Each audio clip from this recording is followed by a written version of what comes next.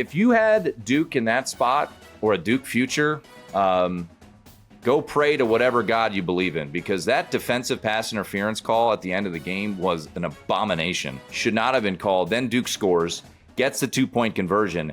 Adam, I'm sure it's happened before.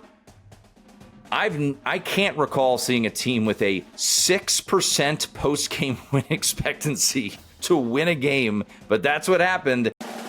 This is VSiN's College Football Betting Podcast. Welcome in another edition of the VSiN College Football Betting Podcast. I'm your host, Tim Murray, joined as always here in the early portion of the week by the one and only Adam Burke. The first weekend in November led to some wackiness in the ACC, some bad beats. We got a whole lot to get to. Another head coaching fired in the SEC, so a whole bunch to get to. But most importantly, Maction starts this week. Weekday Maction. Everybody is fired up for that. We get our first revealing of the college football playoff rankings. Adam, there's a lot to unpack from this weekend. It didn't on paper look like a star-studded weekend, but there were just kind of some weird and wacky things that unfolded. And for me, I think number one is what the hell is going on in the ACC? You've got a Virginia team that I think many people know where I stand on Virginia. We will get to the bad beat as the show goes on. They're the only unbeaten left in conference play, despite the fact that they lost to NC State. But don't worry, that was a non-conference game. You've got Duke winning a game with a 6.1 post-game win expectancy. I know a lot of people that I have a lot of people in my life that have a Duke ticket to win the ACC, so I'm not mad at them for it, but you got that going on. Miami does what Miami always does. They lose as a double-digit favorite. Georgia Tech gets pummeled by NC State. So it's a power conference, man, but good God, it is weird and wild, and who knows how this thing's going to play out here over the final month of the year. Yeah, I mean, it's a power conference in name only, I guess, right? Man, I mean, like, Pitt is 5-1 in this conference, and I don't think that they're very good either. They got a lot of injuries, too. Their bye week comes at a very good time. But think about Pitt real quickly. Sorry to interrupt. You've got Notre Dame in 2 weeks, at Georgia Tech, home to Miami. I mean, there's a reality where Pitt's wrapping up the season with 3 straight losses. Yeah, no, for sure. I mean, whoever emerges from this dumpster fire is not really going to deserve to be in the college football playoff.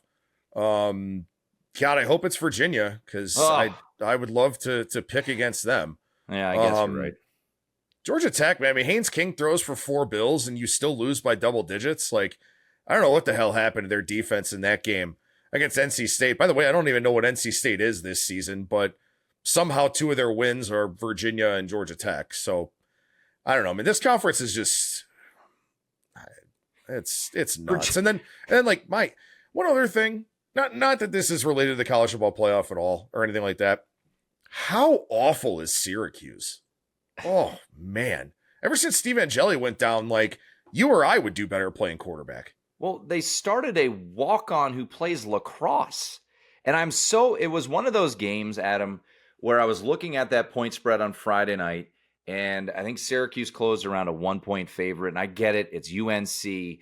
But UNC, hold your jokes. They've actually been playing better football since the bye week. They should have beat Cal. They fumble going into the end zone. They get the cover. They should have beat Virginia, had a post-game win expectancy north of 50%. They go for 2, which I agree with. The play call sucked.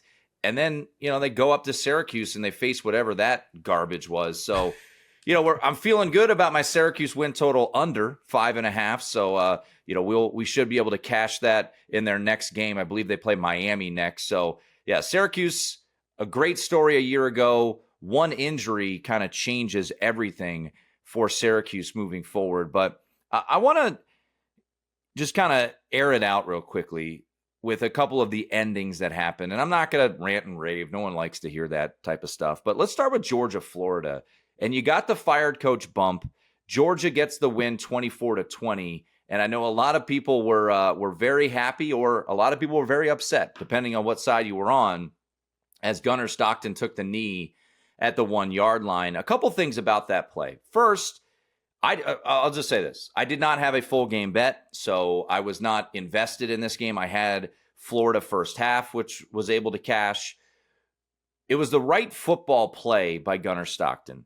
But I also am not surprised that it happened, because if you think back to the Auburn game, where, of course, I was on Auburn as he leapt into the end zone and he could have taken a knee, Kirby Smart reamed him out on the sidelines. So you knew if this opportunity arose again, it was going to be a situation where he would take a knee. I actually think the right side got home. I thought Florida catching 7 was probably the right side throughout the game. Curious your thoughts on that ending, and I guess big picture too on Georgia, as now the Bulldogs, they sit at 7-1, Adam. They've got Texas still remaining on the schedule. They wrap up the season against Georgia Tech. Assuming they go 3-1 down the stretch, Georgia is a lock to be in the playoff and probably hosting a playoff game. Yeah, that's certainly what it looks like. And look, I mean, I wonder, right, if Georgia was in a different situation and kind of needed some style points, is that what they do? Or do they try to win this game by 11 and, maybe make it look a little bit better? But right football play, and as you said, I mean, there was an example of this already this season, and Gunnar Stockton, took a verbal beating from Kirby Smart, so not a big surprise. Honestly, I played Georgia already this week, -7.5 against Mississippi State. I know this one opened 9.5, DraftKings. I have it 11 personally, but if they win the game 31-20, do they open 10.5 against Mississippi State? But just because Gunnar Stockton knelt at the 2-yard line, kind of changed the complexion of that line. And even some people coming in on Mississippi State, which I don't really like that side in this game. But yeah, I mean, it was definitely the right play. And yeah, I mean, Georgia's a team that, the back and forth game against Alabama, where they kind of started a little bit slow, got hit in the mouth a little bit, and then we're the better team probably for the last 3 quarters, I would say, of that game. That's their only loss. I mean, they beat Ole Miss. They probably shouldn't have beaten Tennessee, but they did. They're going to beat Texas, and I think they'll beat Georgia Tech too. So yeah, I think Georgia's going to be in good shape when they get to the playoff. Yeah, Texas is pretty interesting now moving forward. So Georgia, by the way, if you're looking at the market to make or miss the playoff, -550 to make the playoff right now. Of the teams on the board, they have the third shortest odds. Indiana, Ohio State not on the board currently because they are pretty much in Sharpie to make the college football playoff, barring, I don't even know, can't even think of the scenario where those two teams, I mean, Ohio State could lose to Michigan, you're still getting in the playoff. And I don't envision, I don't envision that happening, but I know I didn't envision it happening last year. If you do think Georgia trips up, they're 4-1 to miss the playoff. Let's talk Texas, because you and I last week really liked Texas here early on the podcast. That ultimately came home. There was window dressing, backdoor cover based off of the closing number on Vanderbilt and Texas. Texas was impressive, in my opinion, in that game. And now they're kind of the Undertaker coming out of the grave right now when you think about their playoff chances. They're still an underdog to make the playoff at this point because they go to Georgia in 2 weeks. They have to play Texas A&M. I know Stuart Mandel put it in his column. Is there a chance that Texas, with 3 losses, winning one of those 2 games, gets in?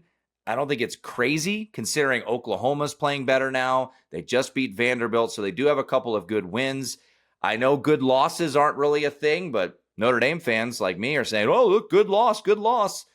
I mean, losing by 7 on the road at Ohio State, is that a good loss now? I know at the time we thought, it was surprising, but now you look at that defense.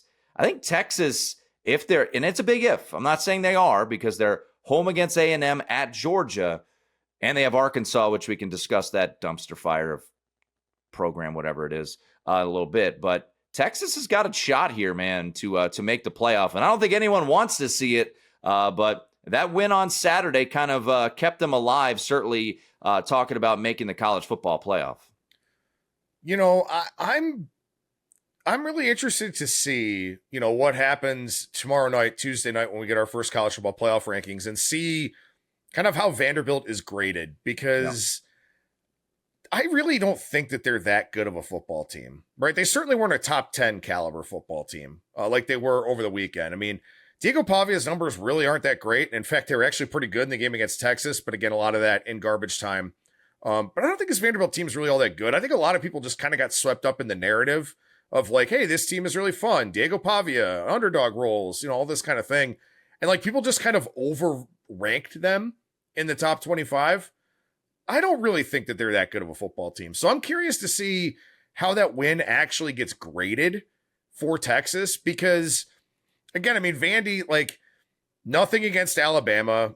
LSU's just not a very good team at all. And of course, they fired Brian Kelly. Missouri, the quarterback got hurt in that game. Like, the South Carolina win is not aging well for Vanderbilt at all whatsoever, although they finally fired Mike Shula, which was about 8 weeks overdue. I just don't think that Vanderbilt's body of work and the metrics are super impressive on this team. So I'm curious to see how that Texas win does get graded. Yeah, Vanderbilt right now per Sagarin is 14th in the country. So, yeah, we've got a lot of these 2-loss SEC teams kind of hanging out there. And, you know, the ACC, we kind of ran through this scenario last week of the likelihood of it being a 2-bid conference. Well, when Miami loses and Georgia Tech loses, let me double check if the odds have come out yet, because I know DraftKings has had how many teams will make the playoff. They don't have it up yet. And I imagine they won't have it up until after the playoff rankings are revealed. But outside of Georgia Tech beating Georgia in the regular season finale, I don't see how this is a 2-bid league. You know, there was a lot of scenarios, Adam. You could have played a scenario where this was a 3-bid league last week, where Georgia Tech ran the table, beats Georgia, loses to someone in the ACC championship. Miami goes 11-1. But with that Miami loss, and I'm sure that's going to get all people fired up on Tuesday night, because Miami, I can almost guarantee you, is going to be behind Notre Dame now because of their 2 losses, even though they beat the Irish in that season opener down in Miami. It is hard for me to envision even a scenario where we get 2 teams out of the ACC outside of Georgia Tech turning things around, beating Georgia, and then losing in the ACC championship. Yeah, that sounds about right. And then the other question is, who emerges out of the Big 12, right? I mean, I think Texas Tech beats BYU this weekend. They're a big favorite to do so. I think they absolutely do. So BYU would no longer be undefeated. And I mean, I guess they beat Utah, so that's their best win. But Iowa State, man, I don't know what is happening in Ames, but that was pathetic over the weekend out of them. Colorado's bad. The win over West Virginia maybe looks a little bit better because the Mountaineers beat a pretty good Houston team last weekend on the road. But, like, is the Big 12 a 1-bid league? Is it just presumably Texas Tech? Well, I would say this. If Texas Tech runs the table, it's a 1-bid league. Right. So then how many SEC teams do you get? 4 well, or 5? I do want to talk a scenario real quickly, because I have a Utah ticket from the offseason, and I essentially lit it on fire. At 6-1, there is a scenario brewing where Utah gets into the Big 12 championship game. And I don't know all the tie breaks off my head, but BYU plays Texas Tech this week, and then in 2 weeks they have to go to Nippert and take on Cincinnati. If they lose to Cincinnati, that has a likelihood of setting up a 3-way tie or more for second place, right? So that does reopen the possibility for Utah to get in. Utah, I know they lost to BYU. It was a crazy game, turned the ball over a ton. Utah's the second best team in this conference. And I think if they got another crack at Texas Tech, I don't know if they'd beat them, but I think they certainly would have an opportunity the way that they're playing. I mean, that was an absolute ass whooping. And it's one of those situations we joke on the podcast, Adam, where there's a fine line between genius and jerk, where you look at your record after a weekend of betting. And Utah was one of those situations where I'm kicking myself because I really liked them in that spot, but I didn't want to lay the double digits. So I paired them up with Arkansas like an idiot in a money line parlay. Arkansas does what they do and they blow it. But Utah was very impressive. I mean, you mentioned it. What were the final numbers for Sorsby, who had been one of the most prolific passers in college football entering Saturday night? Yeah, I mean, look, I'll give him credit because he threw for 221 yards on 11 completions. And one of them was an 88-yard catch and run. So essentially, Sorsby did nothing. 11 of 33, 221, touchdown and a pick. And again, that touchdown was an 88-yard play. So, like, that was basically it for them in that game. And, yeah, I mean, also, for Utah, I mean, they got Devin Dampier back, and he played fine when Bird Ficklin played really well the week before. And this is another team where, like, as you mentioned, there is a path for them to get in the Big 12 championship game, but if they get the opportunity to run it up on Baylor, Kansas State, or Kansas, they are going to. I think Kyle Whittingham is very well aware of the situation here. So, again, 2 road games left, Baylor and Kansas, we'll see. But if they get the chance to win by margin, they are going to do it. We've seen that the last 2 weeks already. So that's a team, you got to keep that in mind here late in the season where sometimes the spread's not even going to matter for these teams that are just trying to put up style points. Yeah, Texas Tech, I think, Adam, is in pretty good shape to make it to the playoff, regardless of winning the conference. Their one loss coming on the road to Arizona State when they were healthy. You beat BYU this weekend, which both you and I expect them to do. You've got a win over Utah on the road. You've got a win over BYU. If they go into the Big 12 championship 11-1, best case scenario for the Big 12 is for them to lose it. So, the reality is setting in right now, Adam, where we've got a 1-bid Big 12, a 1-bid ACC, the group of 5. We can get into that. That thing is all over the place. I mean, Maddox Madsen goes down with Boise State. They're not probably going to win the Mountain West anymore. They've got a walk-on quarterback right now as their starter, it looks like, moving forward. So who the hell knows who's coming out of the Mountain West? Tulane goes down to UTSA and gets absolutely smashed by UTSA. Then they play Memphis this weekend. I mean, that conference is all over the place. North Texas beats Navy by 2 touchdowns on Saturday. So the reality is, and the question you had posed, right, how many teams are getting in out of the SEC? Well, if we do the simple math right now, 1 out of the ACC, more than likely 1 out of the Big 12 if Texas Tech runs the table, 1 group of 5, Notre Dame, decent shape at 10-2 if they win out here with a game against Navy and Pitt looming following that. So that's 8 teams. The Big 10 is locked in. It seems like with 3, could you get 5 from the SEC? I don't think it's crazy. You just have to avoid total carnage, right? Yeah, that sounds about right. I mean, look, I'll say this. Oregon's got a pretty tough road to go here. I don't think Oregon makes it. I don't. No? I don't. You think they lose one of these remaining games? I do. I think they'll lose. I don't think they'll run the table at Iowa, USC, and Washington. One of those teams is going to beat them. Hey, you left out Minnesota. Yeah, I mean, it could be Washington, right? I guess it could be. I think there's no scenario where the Big Ten doesn't have 3 teams, but that third team I think is pretty fascinating because, Oregon, by the way, and I'm staring at it, they're plus 275 to miss the college football playoff. I don't know. I mean, we'll see how this ultimately plays out. I mean, Lincoln Riley not traveling time zones is, by the way, that came home again. He's now 1-8 ATS in games where he has to travel 2 or more time zones, 3-12 as a road favorite ATS. I did say that he was complaining about the travel, shockingly. But they won, and they beat Nebraska, and Dylan Raiola done for the year, so huge loss for Nebraska. But, yeah, I mean, you look at this Iowa team at home against this Oregon squad, and then they've got USC and Washington. I don't know, man. I just – Dan Lanning's a good coach. He could prove me wrong, but I don't think they're running the table. I think they lose one of these big 3 games. Is it this week? Would you take Iowa? Thought about it. Yeah, 6.5 right now, or is it back down? I think it's down to 5.5. Game of the year. Yeah. Look ahead was 6.5, and we'll get to overreaction or market correction. But yeah, I mean, look, it is worth noting the juggernaut that is Indiana, who did it again over the weekend. They should have lost to Iowa. Iowa got too complacent. They played for a long field goal. They missed the field goal. Then Indiana's able to get the broken coverage touchdown. Iowa has played Indiana the toughest of anyone this year in the country.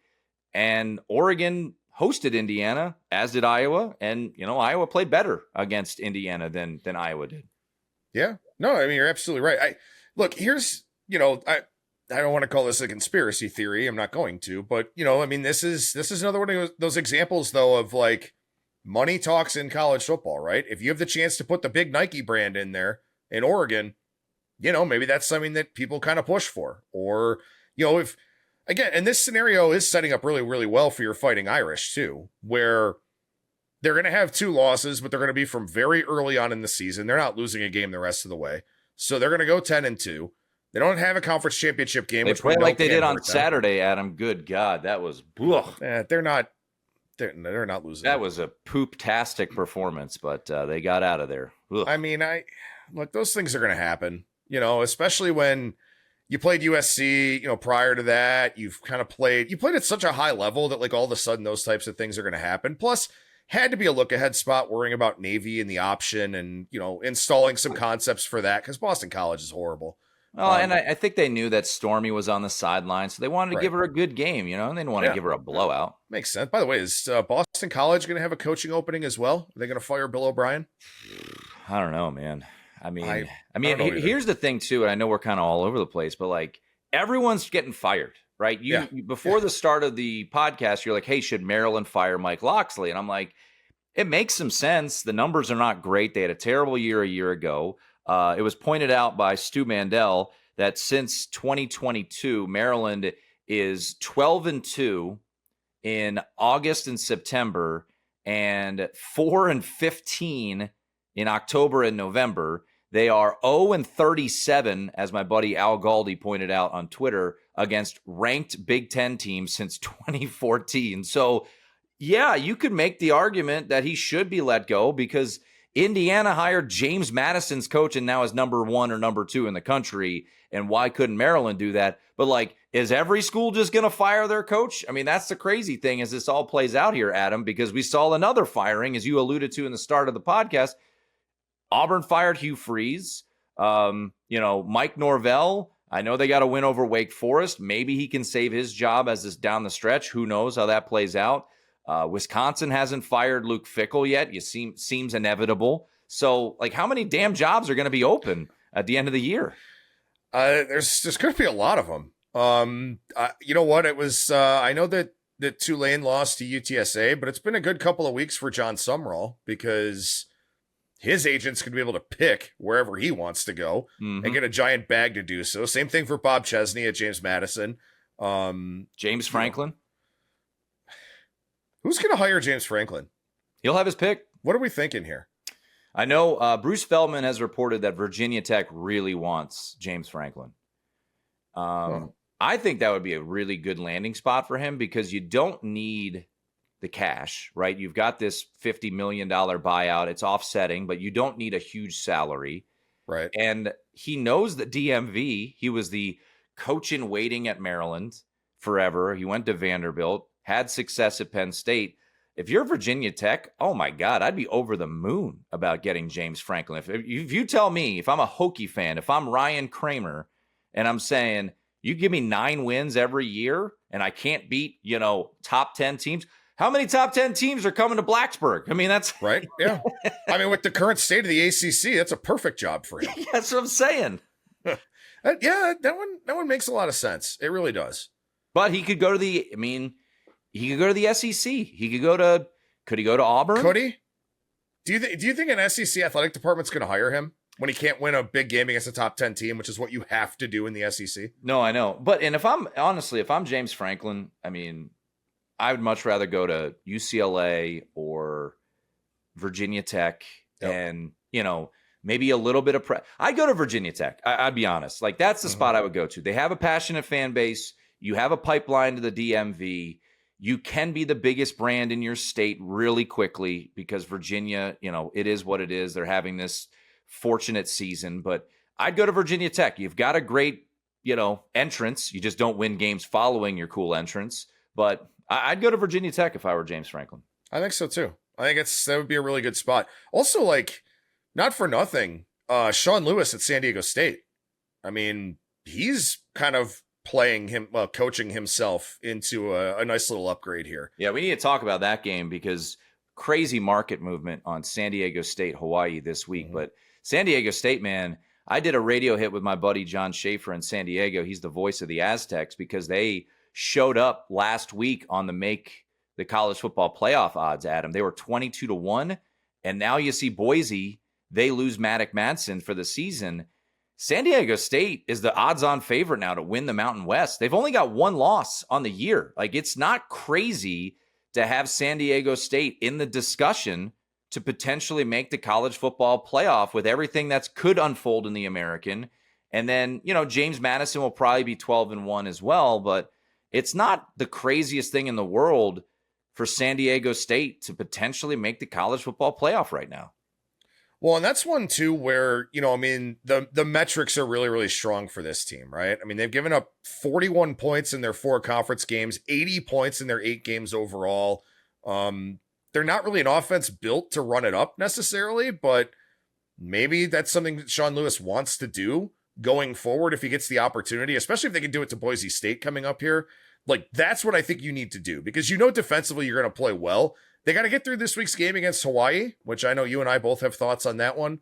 But yeah, if they survive Hawaii and then can blow out Boise State, which looks to be a possibility at this point, that's when I think they start getting a little bit of buzz, because the reality of it is they don't really have a good win, right? I mean, Cal, I guess, is a good win, but Cal is going in the wrong direction here. Mm-hmm. The Washington State loss, I don't know what the hell happened in that game. How about Washington State losing this weekend? Yeah, right. To Oregon State, by the way, Oregon State also fired their coach. Fired Coach Bump.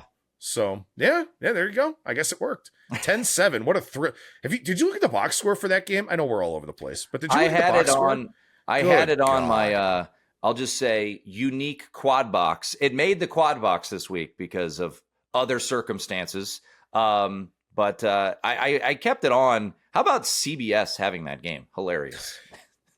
Network television. Somewhere in this country, Adam, a person who only has bunny ears was forced to watch Oregon State, Washington State on Saturday night. I mean, you get the bunny ears wrapped in foil and all that. Oregon State wins with 60 total passing yards. And, that's cool if you're an option team, but to my knowledge, they are not.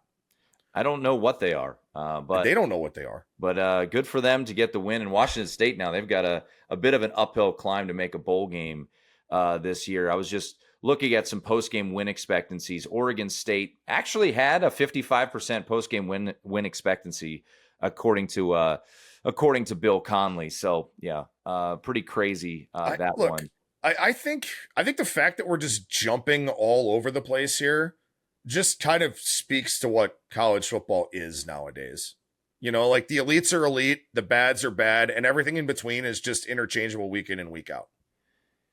So to circle back a little bit to the ACC, with an upcoming week here, Pitt is off this week. They are a team that certainly can make some noise if they were to pull an upset over Notre Dame. I know that doesn't affect the ACC necessarily, but if they were to beat Notre Dame, I guess that's another possible pathway to multiple bids if the Panthers next week at noon beat the Irish. But the ACC right now, after Georgia Tech loses, taking a look at their odds to win that conference, the favorite is still Georgia Tech plus 280. You've got Duke plus 290, Virginia plus 350, Louisville plus 370. It looked like Louisville was going to do what Jeff Brom always does, which is lose as a double-digit favorite, but they found a way to win and cover over the weekend. And I just want to say this about Duke, and I mentioned it briefly. I mean, I know a couple of our buddies. I think the madman Chris Massaro has a ticket on Duke, and I'm happy for him. I can't figure this Duke team out because every time I bet on them, they shit the bed. But when I don't bet on them, they go and beat Clemson. If you had Duke in that spot or a Duke future, go pray to whatever God you believe in, because that defensive pass interference call at the end of the game was an abomination. Should not have been called. Then Duke scores, gets the 2-point conversion. Adam, I'm sure it's happened before. I can't recall seeing a team with a 6% post-game win expectancy to win a game, but that's what happened. And that's kind of the year it's been for Clemson. I mean, Dabo Swinney, who, he can get animated. Did you see him at the end of the first half? I mean, he was ripping his defense a new one on the sidelines as Duke got a touchdown before the half. But we've talked about Virginia, how fraudulent I think they are, but they're still undefeated in the ACC. De facto, someone has to win this conference. Who would you make a case for right now to win the ACC? Yeah, just real quick on Dabo. I mean, program in God's name, image, and likeness, or whatever, and berating his players and going off on the officials, $10,000. Rightfully so, I will say. Yeah. Oh, yeah, for sure. Couldn't put it on the collection plate at church, though. He had to give $10K to the ACC. The Statso War Parker Fleming, did we really get beat that bad graphic? Clemson very much number one this week in net success rate in the loss. I think it's got to be Georgia Tech. I mean, they're going to beat Boston College. They're going to beat Pitt at home. The Georgia game doesn't really matter, at least in terms of the ACC. It obviously matters if they want to be the at-large, college football playoff team. It's got to be Georgia Tech to me. I think Virginia loses one of the next 3 games, if not 2 of the next 3 games. At least I hope so, because I'm so tired of this team. You and me I think it's got to be Georgia Tech. All right, before we hit a break, I'm not going to go crazy, but I'll just give you the scenario of me on my patio watching Cal and UVA. So I'll preface it this way. As the week grew on, so my first bet last week was Cal plus the points because, as people know, I am not the biggest believer in Tony Elliott's squad this year. As the week went on, kind of heard some whispers that things maybe weren't super buttoned up in Cal. You looked at some of the numbers, and Virginia Tech ran for over 300 plus yards against them. And then I was listening to our buddy Chris Felica, the Bears podcast, and he mentioned things were a bit off in the locker room there at Cal too. I'm like, all right, this doesn't feel good. But I still got the ticket. I'm not asking for a refund. So let's see how this thing plays out. So I'm watching this one unfold, and I've got like a little football. I don't know how you watch games, Adam. I kind of just have to be up, and I stand a lot, and I have a football in my hand. And I'm watching this thing play out. And for those who didn't see it, it was 24-21. Virginia was facing a 4th and 2 from the Cal, I think it was like 10 or 11 yard line. And they call a timeout. And then the kicker comes onto the field. And I'm like, God damn it. They're going to kick a field goal, which I think would have been the wrong thing to do. And it's not because of my ticket that I had of, Cal plus 4.5. Because if you get a first down, the game is over. So they decide to go for it. And I'm like, great, this is good. And they don't get it. Now I'm thinking, would have preferred a little 3-yard hitch, get the first down, kneel down, we're out of there. So now JKS comes back out. He drops back to pass. And many of you have seen it because it made the social media waves. He throws an interception. And I am standing at him and I'm screaming, get down, get down. His teammates are pushing, like, tell him to get down. He runs to the sideline and then cuts it up and untouched into the end zone. Shades of Tyler Shuck's interception for Texas Tech a couple years back against Oregon. And I take the football and I just fire it off to the side of my wall. I was so pissed off. And then almost at the same time on the other screen, I've got Arkansas, who had a 14-point fourth quarter lead, and that thing slips through their fingertips, and they lose to Mississippi State. And I'm like, well, as we like to say, there's a fine line of genius and jerk. We could have had a 4-2 week with ease on this podcast. Instead, we go 2-4. But I love that Chandler Morris postgame talking to Dawn Davenport of ESPN, Adam, when she asked him about the interception. He was like, yeah, I wanted him to get down. I was like, yeah, so did I. And so did a lot of other people. But such is life. That's the way it is. And yes, did I bet Wake Forest immediately upon open? You bet your ass I did. I took 7.5 with Wake Forest. It's down to 6.5. We'll see if we get the 7s again. But I'm going to go down with this Virginia team one way or another. But God, that was painful. Yeah, and speaking of painful, so college basketball starting here today on November 3rd. No sport delivers more gut-wrenching, miserable bad beats than college basketball. So don't worry. I'm sure more is on the way. Yeah, because, the way I like to bet, too, I love to bet those very popular favorites, right? I like to bet ugly-ass dogs who will find ways to screw it up. So that is the way it played out. All right, let's take a quick break. When we come back, we'll dive into some of the early week games, a little overreaction or market correction. We got to talk about the Hawaii game as well, as that number has massively moved. Has it moved too much? It is the VSiN College Football Betting Podcast. All right, we're back. It is the VSiN College Football Betting Podcast. Tim Murray, Adam Burke with you as we join you every early portion of the week. Just a reminder, 3 episodes every week. Wednesdays with Wes Reynolds and Brett Ciancia, Pick 6 previews. And Thursdays, we break down the full card, myself and Matt Humans. We had our highest numbers ever on YouTube. Much appreciated to all of you. YouTube.com/college football betting podcast. Over 5,000 views this week, which was pretty awesome to see. We've stayed strong here on this forum, Spotify, iTunes, whatever it may be. So continue to give us those 5-star reviews. Continue to subscribe to the podcast. But also, Adam, we got plenty of great stuff going on over at vsin.com. You mentioned before the break, college basketball is here. We've got a lot of folks, including yourself, Matt Humans, Hoops Peterson, Wes Reynolds, who love college basketball. So what do we got going over at vsin.com? Yeah, another betting market. We get Major League Baseball out of the way after whatever that was in Game 7 of the World Series on Saturday. And condolences to Blue Jays futures holders. Dave Ross, we love you, brother. That was rough. That's Dave Ross's fault. Captain America picking a Canadian team? Come on, buddy. That is true. That's his fault. It's also a word on the street. He's been talking a lot of smack about Notre Dame. So, you know what? I don't Isn't know. he a Syracuse fan? He can't talk shit about anybody's team.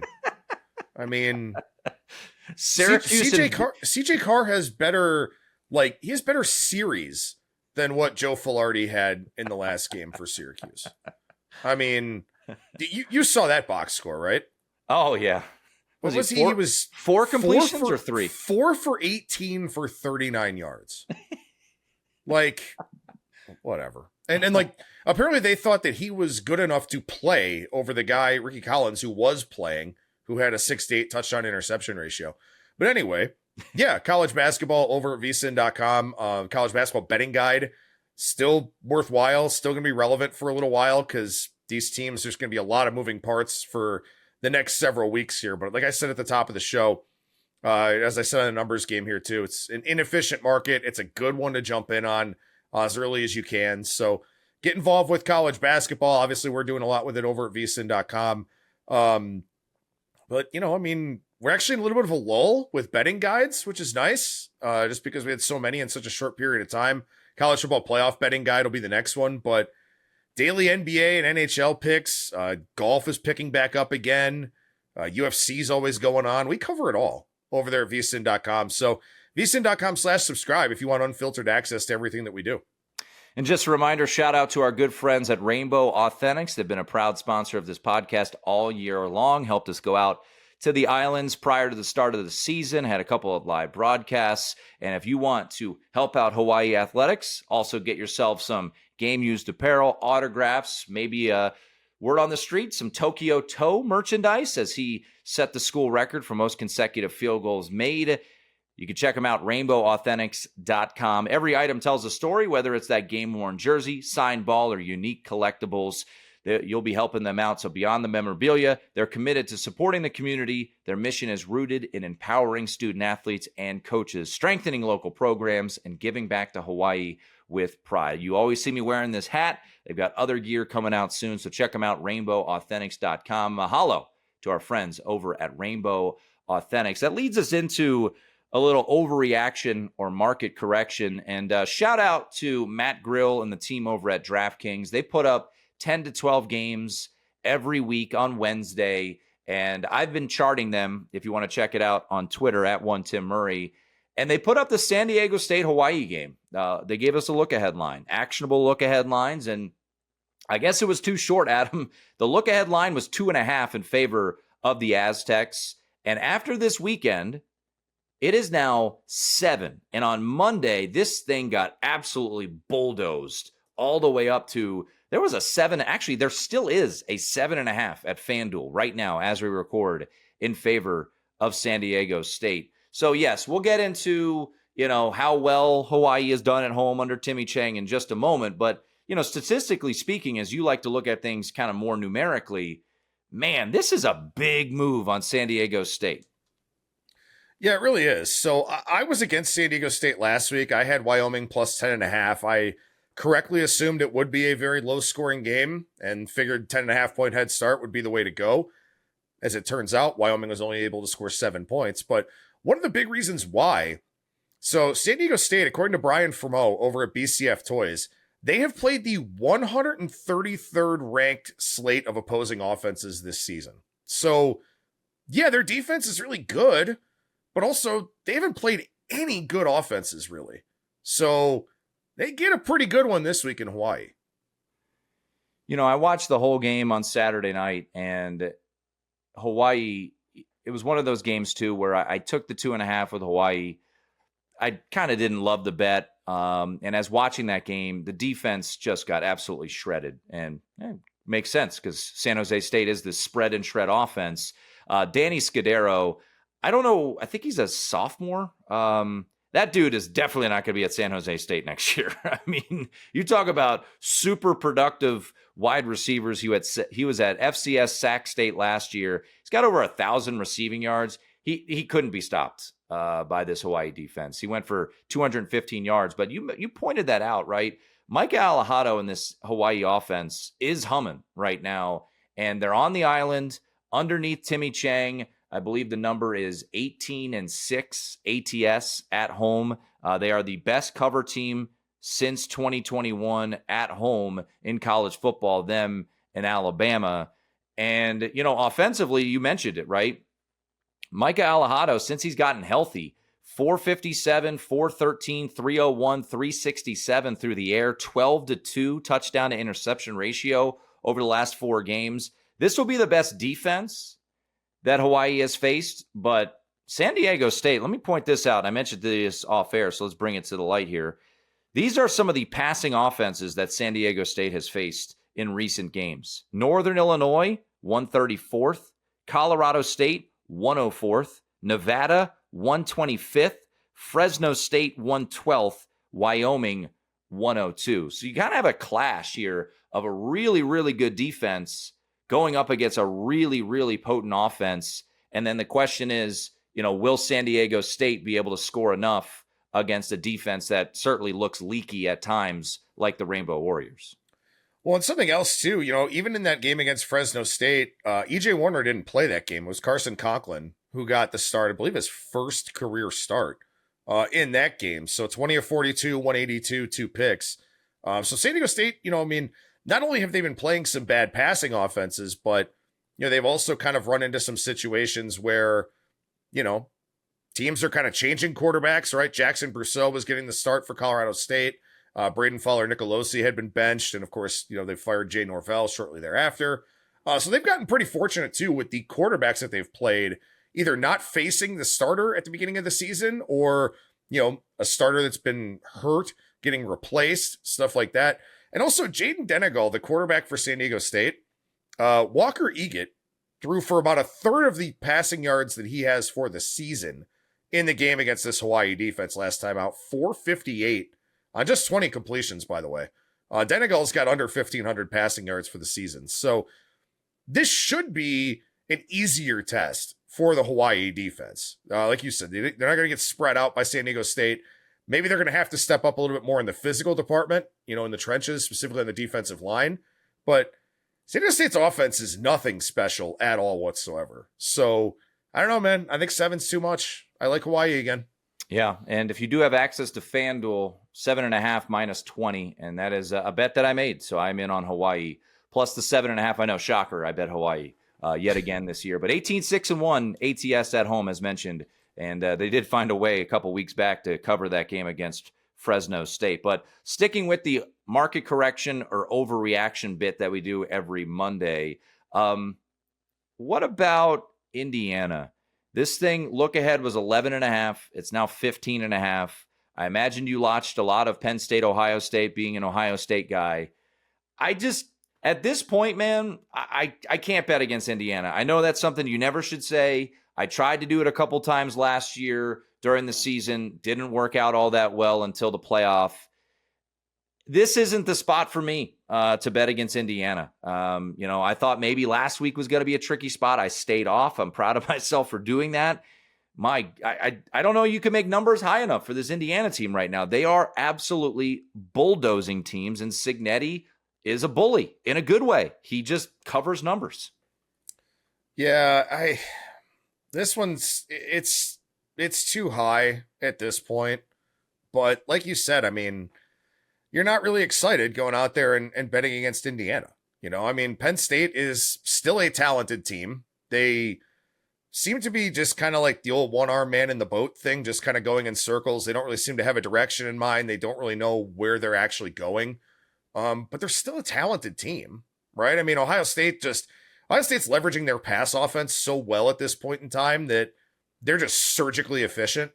Indiana could very well do the same thing, but I'm probably going to bet this at some point. I'll have to see how my college basketball week goes first, and then maybe I'll do something with this one, because it's not like I have to rush into making a bet on this game.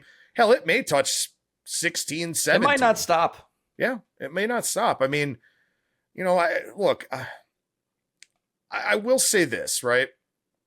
Penn State should at least still have enough on defense to be more equipped to slow Indiana down than anybody else really has been. We didn't really see it against Ohio State, I guess, so maybe not. But, God, it's too high, man, right? I mean, Indiana, dating back to 1993, which is what the Killer Sports database goes back to, Indiana has never been favored over Penn State. And 2 years ago, Penn State was a 31-point favorite in this game. What an incredible turnaround, really in a year, let alone in 2 years for Curt Cignetti with that Hoosiers program. That is just unbelievable to think about where they were 2 years ago before Cignetti got there, and now they're laying north of 2 touchdowns at Penn State. I mean, this thing is a road game, and they're laying and you can't blame them. You can't blame them. Are we getting to the point? And you 2 weeks ago, I got to give you credit. You said Julian Sayin was the rightful favorite to win the Heisman Trophy. He's at plus 175 right now. Mendoza's plus 240. Simpson took a little bit of a step back to plus 450. Are we getting to the point where 12-0 Ohio State, 12-0 Indiana, it's a Heisman Trophy off in Indianapolis the first weekend of December? Yeah, I think it very well could be.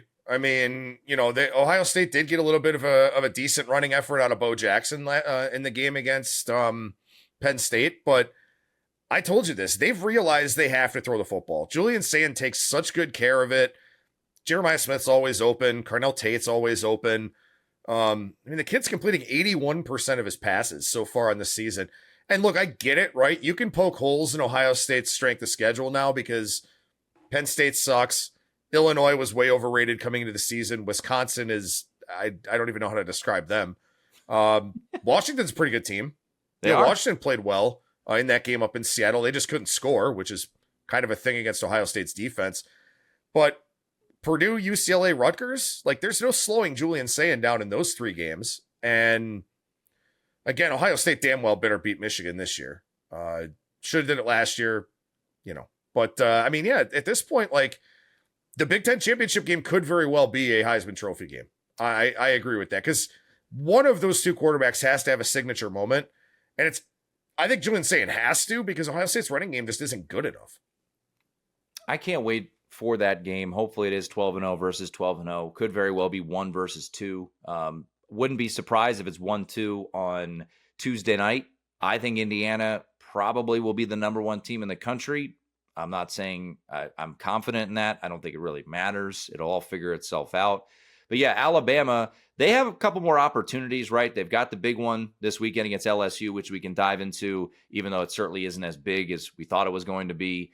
Oklahoma, that looks better. If Ty Simpson is able to put up big numbers against Oklahoma in 2 weeks, I think that'll be a pretty impressive thing, especially what we saw from that Oklahoma defense over the weekend against Tennessee. But a couple more games I just want to get your thought on, and you do have your power ratings article up over at vsin.com. What do we do with Nebraska now? Nebraska was a 4.5-point favorite in the look ahead against UCLA. Dylan Raiola now lost for the season with a broken fibula. They are now a 3-point underdog at UCLA, and Humans let me know when I told him I bet Nebraska over 7.5 wins. He goes, they haven't gone over their win total since 2017. And it looks like, Adam, it will be another year under the win total for the Corn. hard to envision this team winning 2 more games, especially with Raiola sidelined. Yeah, this is one that's kind of tough, right? Because, I mean, he's got decent numbers, 2,000 passing yards, 18-6 touchdown interception ratio, 72% completion rate. Did take the 27 sacks, but yeah, I mean, I don't really know like how to quantify the downgrade from him to the backup. I made it 3.5 points for right now. But seeing this line really run out on the UCLA side tells me that I'm low on this one. Part of this too may also just be people like UCLA, because outside of getting humiliated by Indiana, they played really, really well. You know, with Deshaun Foster fired, you know, kind of getting that fired coach bump. So yeah, I mean, I made a 3.5 point adjustment, but it's probably more than that. And I guess we'll kind of find out this week how much it really should be. Yeah, you got to ask yourself the question, right? Is this a spot where Nebraska with a backup quarterback, are they the same rating as Maryland? Because Maryland closed as a 3-point underdog at UCLA, and Nebraska's a 3-point underdog right now at UCLA. So I don't know. I think it might be a little bit too abrupt. I mean, to move it 7.5 points for Dylan Raiola seems a bit aggressive. UCLA is coming off a bye, so that's beneficial. You don't really know what to expect from a backup quarterback, but I don't know. It does feel pretty aggressive, that move. So we'll see if the market was accurate on that one. You mentioned it earlier, so let's get to it. Iowa State, they were in the look-ahead 3-point underdog at TCU. They're now a 6.5-point dog at TCU. You mentioned it. What is going on with Iowa State? They've dealt with a ton of injuries this year. You lose. I mean, the box score in that game against Arizona State, Jeff Sims, what magical portal did he go into? Because he ran for 228 yards in that game. I mean, he's a 30-year-old man playing against college kids. Like, I mean, what do you expect? I mean, he played against Utah. They lost by 1 billion. That's true. Yeah, that was fun because I was on Arizona State in that game, and then I found out Sam Leavitt wasn't going to play. Yeah, the injuries have not helped Iowa State, but also, like, I don't know. I mean, Rocco Becht is getting worse, right? Like, I realized, you know, he lost 2 big wide receivers from last year, has lost wide receivers each of the 3 years that he's been starting. But he seems to be regressing, and that's a problem for Iowa State because defensively they're not nearly as good as they were earlier on in the Matt Campbell years. Yeah, no, I would agree with that. All right, 2 more games. What is this? Jeff Sims' 7th year of college football? I don't know, 11th. I mean, a lot of people go to college for 7 years. That's a good point. That's a really good point. LSU is 10.5-point dogs at Bama. So we have the fired coach bump that I've talked about here on the show. It is now 7-2 ATS after the kneel down by Gunnar Stockton at the goal line. So teams that have fired their head coaches, the game following, it's happened 9 times already this year. You've got 2 situations this weekend. You've got Auburn, after they fired Hugh Freeze. They're a 7-point dog at Vanderbilt. And then you've got LSU as a 10.5-point dog at Alabama. Either one of those teams of interest to you as they head into a week with a new interim face on the sideline? Who did Auburn promote? DJ Durkin. Oh, yeah, that's right. Who has head coaching experience. It did not end well, right, to say the least, in Maryland, but he does have head coaching experience. I don't know, man. That one's going to be, of the 2, I think that's the one I'm going to be staring at a little bit more. I mentioned teams that have thrived at home. So I looked it up just to be sure I was accurate. 2022, that's when Timmy Chang got hired at Hawaii. So they're 18-6-1 ATS at home. The only other team with the same mark, Alabama. So Alabama has thrived at home. Both teams are coming off a bye, so there's no rest advantage one way or the other. I think of the 2, I'd probably have to look at Auburn instead of LSU. But I don't know if I'll end up with Auburn on the card. That's right. I remember the DJ Durkin thing now because I saw a tweet and it was somebody saying like, well, we only went 1 week without a coach in the SEC who's killed a kid. So now I remember that it's DJ Durkin. Yeah, his tenure at Maryland did not end well. No. I would actually say LSU, I think, just because, Garrett Nussmeier, we've talked about this several times over already. Garrett Nussmeier was second, third on the Heisman board coming into the season. And I think it was pretty clear, kind of seeing the sideline interactions and all of that. He didn't see eye to eye with Brian Kelly. And I think that was probably bubbling for a while. Not having Kelly there now, having a guy in Frank Wilson who, has been around a long time. I think that's something that kind of helps too. You kind of, when you have an interim and it's somebody who's kind of paid their dues and all of that, somebody who's been a football lifer, like I think the team kind of responds to that. I kind of like LSU getting double digits here. I mean, Alabama's look good. Kalen DeBoer's kind of in rhythm, it seems like. And Ty Simpson's great, but I feel like a team as talented as LSU kind of has a new lease on life where I don't really know how talented Auburn actually is. And their quarterback situation is far worse than having Garrett Nussmeier out there. All right, couple games, and you wrote up a couple on your column. The 7, I think, has been scooped. We'll see if it comes back. I know they got their butt kicked this past weekend, but you've got Army coming off the Air Force win. Temple's already faced a triple option and should have won that game against Navy earlier this year. I think you and I are aligned here. We like the Owls coming off an ugly loss. Army coming off the Air Force win. I think Temple might win this game outright because they faced the triple already. It's not going to come as a surprise. And, you and I think, are aligned here. Casey Keeler's a good coach, and they got their ass kicked last week. I think you'll get a pretty inspired effort. I like Temple here. Hopefully we get the 7 back. I took 7 at Circa on Sunday, but I think Temple is more than live at West Point on Saturday. Yeah, I think so too. Yeah, I took the 7 as well. There's still a rogue 7 in town, so if you are a Vegas resident, you may find one out there. But yeah, I mean, I think Casey Keeler, like you said, really good coach. He's already faced the option once, and he faced the option a lot, when he was a coach in the FCS ranks, because there's more teams that run it down there. So yeah, I know that they run the exact same thing, more or less, but Army really struggled against an Air Force defense that is beyond horrific. I mean, they had the one deep passing play that kind of won them the game for the most part, but they didn't do much of anything against an Air Force defense that has given up 8 yards per play this season. So yeah, I think Temple is very much live there. And honestly, if you had told me before, first of all, Temple needs to win this game because they have Tulane in North Texas next. If they want to be bowl eligible and get their 6th win, they better win this one because they're probably not going to beat Tulane or North Texas. So there's also that carrot kind of dangling there for them as well. But I think Casey Keeler is a really good head coach. So he gets this team into a bowl game in year 1. That's a hell of an achievement. By the way, his quarterback, Evan Simon, 21-1 touchdown interception ratio this year. I think this is going to be the 4th time I've bet Temple this year.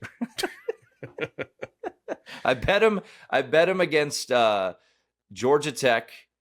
I bet him first against Oklahoma in that weird spot after Oklahoma beat Michigan. That didn't work out well. They got a magical cover against Georgia Tech, and then I bet him against Navy when they were a massive home dog, and they should have won the game. So yes, this will be the 4th time I've bet Temple. So hopefully we keep that going well. Just looking at your updated power ratings, I can't believe we're here. It's been a roller coaster. One of the teams you've upgraded the most, Coastal Carolina, man. I wrote this team off earlier this year. This team's a disaster. They pummeled Marshall as a pretty significant dog over the weekend. And don't look now, but Coastal Carolina is actually playing some half decent football. Yeah, they really are. We'll see what they do here. They got James Madison in the final game where I don't think James Madison's going to be your group of 5 college football playoff team, but odds are shrinking. If Coastal was to beat them, they would play in the conference championship game. This is still the only conference that has divisions. But those are the top 2 teams in the East right now. And I thought this Coastal Carolina team was going to be terrible. I expected Tim Beck to get fired this year. Doesn't look like that's going to happen now.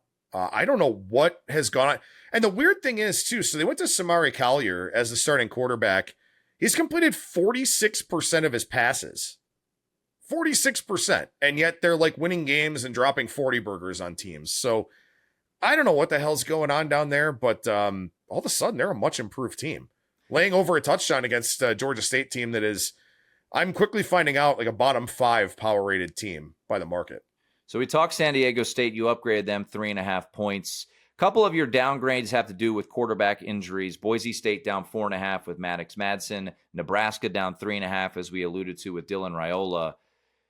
Colorado is a absolute dumpster fire right now. And I mean, I guess we should have seen this coming, with the loss of the Heisman Trophy winner, the loss of an NFL quarterback. There was other NFL talent on that roster. Deion Sanders doesn't know what to do with his quarterbacks. And, it's funny when I look at home dogs, my affinity for home dogs. I was like, I don't know. Arizona's not that great. Thankfully, I stayed off because that thing was over before it started. They are terrible right now. Not only are they terrible, they also beat Iowa State recently. So kind of what we were talking about with Iowa State of like. And should have beaten BYU. Yes, they should have. I do wonder, is there maybe some quit in this team now? Like, by the way, yeah, and oh, by the way, don't worry, you just have to travel to Morgantown this upcoming weekend. Yeah, who just beat a really good Houston team.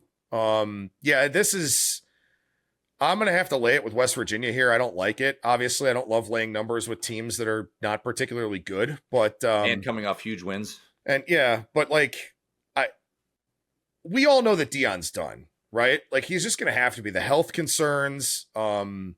Clearly, he's not enjoying this at all. Blocked the player interviews for the media after the game, so he doesn't really want anything being said, anything going out there. I don't know. This is a team that's given up 105 points in the last 2 weeks, or the last 2 games. I don't know. I don't know how they could possibly rally here, especially to go out to Morgantown and play a, noon Eastern time kickoff. And again, Deion's got to be done, right? The health issues seem like they're pretty serious that he's going through. Yeah, you have that. I know he's got a pretty decent contract, so from a financial standpoint, but Deion Sanders got a lot of money. Yeah, he doesn't need the money. He's doing those. He'll be doing those Aflac commercials after he's coaching. He ain't going anywhere there. That's one of those where they come to a settlement and they mutually agree to part ways or something. Yeah, what a ride it has been. They did announce that the prized freshman Julian Lewis, who probably should have been starting already, he will be the starter. Their quarterback situation has been a nightmare all year long. All right, Adam, let's hit some weekday games. We do have MACtion, a conference where, you can try to make sense of it. I can't. Miami of Ohio is unbeaten in conference play, but they're catching 3.5 against Ohio.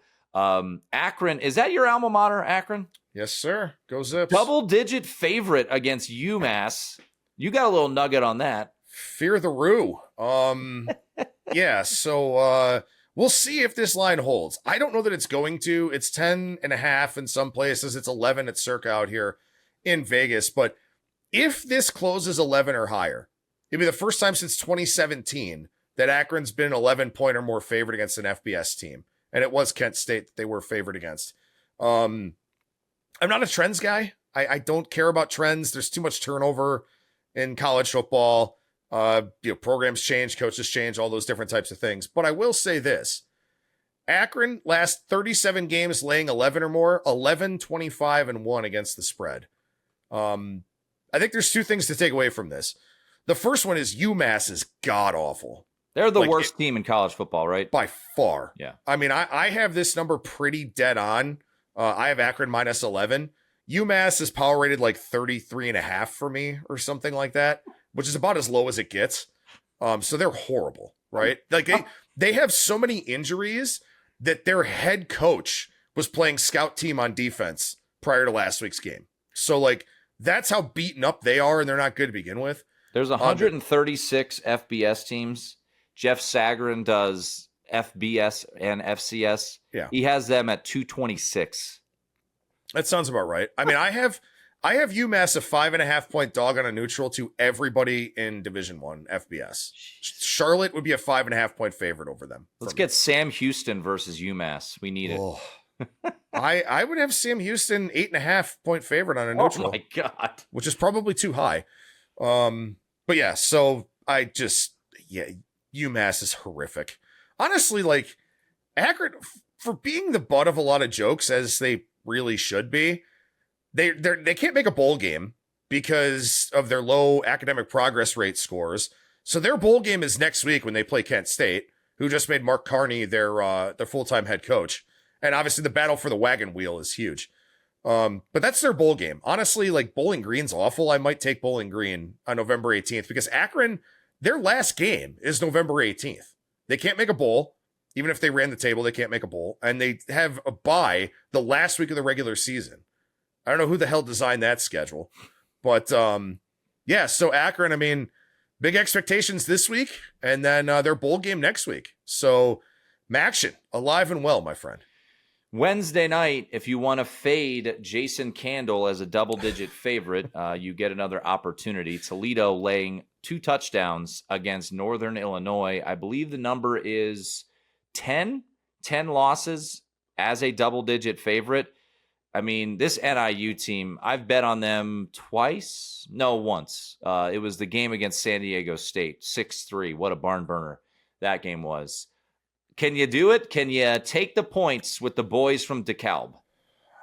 So, 18 times that Toledo's lost outright as a favorite since 2021. Thanks to our pal Brad Powers for that stat. 12 of them as a favorite of 7 or more. So, I mean, they could. You know what's sad about this game, though? This was kind of the game that brought Maction into the mainstream. Well, like 2009, something like that. 2009, 2010. Toledo and Northern Illinois played like that 66-63 game or whatever it was. And now we're looking at a total of 41.5 with a 2 touchdown favorite. Sad how this rivalry has fallen. Northern Illinois' defense is okay. Their offense is about the worst thing I've ever seen in college football. So it's really bad. But yeah, laying 14 with Toledo when Jason Candle never blows out anybody, I couldn't do it. So since 2021, Toledo as an underdog is 8-1 against the spread. That's the best cover percentage in college football. As a favorite in that time stretch, 23-30 against the spread. That sounds about right. Oh man, you know what though? I never thought I would say this. Never thought I would say this, but I'm going to say it. I am betting Kent State on the money line against Ball State. Ball State's terrible. Kent State actually Drew DeShields looks pretty good, honestly, at the quarterback position. And the team seemed really, really thrilled when they dropped the interim tag from Mark Carney's name. I mean, to get 3 wins out of this team is one hell of a coaching job. To get 4 and have a shot at bowl eligibility, coach of the year type stuff here for Mark Carney. I'm taking them to beat Ball State this week. I have to. All right, there you go. Maction. We'll talk more about these games as the week goes on, but I did want to get your thoughts on the Friday night game, Tulane and Memphis. It does feel to me like a really good buy low opportunity. This line seems very inflated. Now, it is worth noting, where are the minds of the Green Wave players right now, with John Summerall being basically discussed in every coaching availability? But Tulane is catching 6.5 at Memphis on Friday night, and Tulane gets worked by UTSA on Thursday. Memphis, credit to them, they beat South Florida, no letdown against Rice. This number is high, man. 6.5 seems really high. I'm going to see if we get a 7. That'll be my buy point here on Tulane. Might still take 6.5. Look, the American is kind of funky this year, and I don't think Memphis should be laying 6.5 against Tulane. I have it power rated 8.5. Ooh, okay. Actually. So this is one where it'd be Memphis or nothing for me. I mean, part of it is it took so long for me to come around on Brendan Lewis that when I finally did, I made a pretty significant upgrade to the Memphis side of things. For Tulane, I mean, there were so many games early on in the season where Jake Retzlaff was their leading rusher. And he's not really your, prototypical dual threat type of guy. But there were so many games where he was leading this team in rushing yards. I don't think this ground game is very good for Tulane. I mean, they don't have a single back with more than 328 yards on the season. And Retzlaff's not really that great of a passer. I think Memphis is probably the side here, but I will say, John Summerall's being talked about a lot, and deservedly so. He's really good at Troy. He's been good here at Tulane too. How come no one's talking about Ryan Silverfield at Memphis? Like, the job he's doing? I know they had the super strange loss to UAB that felt like it kind of derailed their season a little bit, but man, I mean, that's a guy that, like, he's going to have to start being talked about for some of these jobs, right? Yeah, I think he'll be up. I mean, there's so many jobs available too. And plenty more yet to come. Yeah, exactly. South Florida right now, by the way, is the favorite to make it to the college football playoff out of the G5, but it is a cluster. You've got South Florida plus 230, North Texas, who got run by South Florida, plus 250, Memphis plus 350, James Madison 4-1, and then you start to get a little bit further down after that. Tulane's 12-1, San Diego State 13-1, Navy, one of our APs, Danny Smith, tweeted me a couple weeks ago or last week before Navy played North Texas and said 10-1 is way too short for Navy. I mean, look at their schedule. It's North Texas, who lost by 2 touchdowns. Then it's Notre Dame. Then it's South Florida. Then it's Memphis. It's like, good God. I mean, it was a great start for Navy. They're going to be an underdog in every game until Army. And that one could be that one. Hey, worth noting, the Commander-in-Chief's trophy will be officially on the line for Army-Navy, with Air Force losing to both Army and Navy so far this year. All right, any parting words here, Adam, as we wrap things up?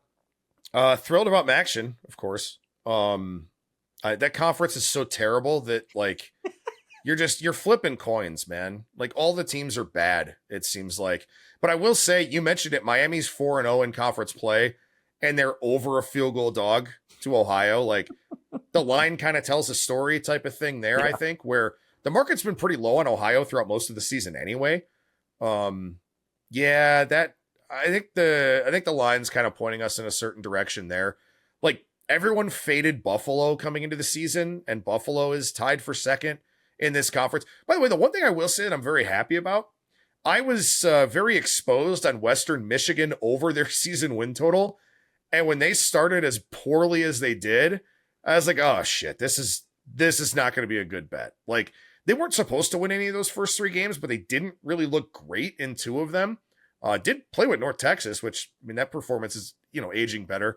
But they may actually win 7 games or so this year. So I'm happy about that one. But this conference, man, I'm telling you, like, if you thought watching Conference USA football on Tuesdays and Wednesdays was bad, just wait until you see the MAC. Can't wait. Return of the MAC, always great. I'll leave you with this quote from the always cheerful Lincoln Riley after beating Nebraska. Quote, "Now, thankfully, the Big Ten took care of us schedule-wise, and we'll get home at 3 o'clock and turn this thing over to play on Friday. It is what it is." Keep complaining, Lincoln. That is Northwestern plus 14.5. I wouldn't hate it. Wouldn't hate it there. We'll see. But they did get a nice win there on Saturday. All right, that's going to do it for the podcast. That's Adam Burke. Make sure you read everything that he puts up over at vsin.com. We'll be back later this week, Wednesdays with Wes Reynolds. Brett Ciancia will jump on as well as our Thursday week 11 breakdown with Matt Humans. Thanks to Wyatt Tomchek, Ryan Hunter, the producers of this podcast. I'm Tim Murray. This has been the VSiN College Football Betting Podcast.